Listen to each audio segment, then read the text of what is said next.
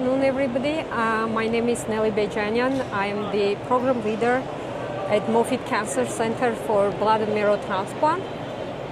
I'm here with our fellow physician, Dr. Amisha Fnu, and we collaborated with her on an elderly transplant study to try to identify scoring system that can predict patient outcomes. Hello, Dr. Fnu. Hi, Dr. Bejanyan. Thank you so much.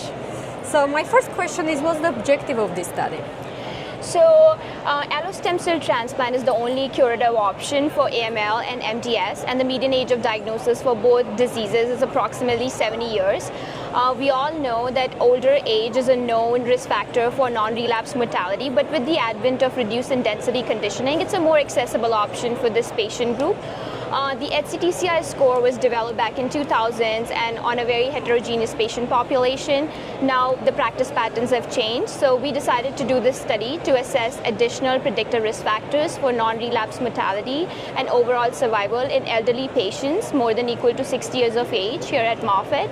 And then we will convert them into weighted points and then sum it into a predictive score, which is called as Revised Elderly Comorbidity Index, or RECI.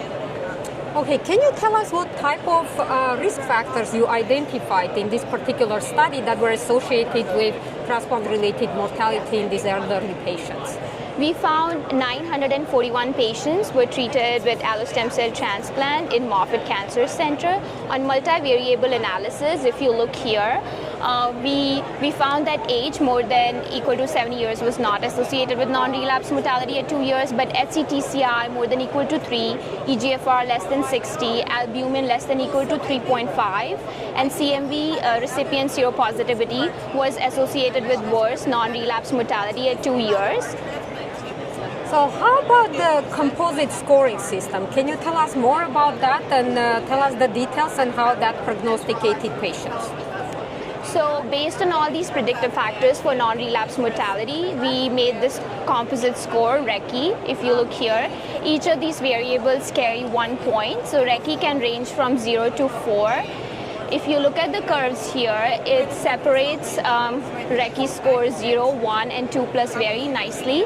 If you look here, patients who have RECI score of 0, the NRM estimate at 2 months is approximately 15%. For RECI score of 1, the NRM estimate is 22%, and for RECI score 2 plus, it's 38%.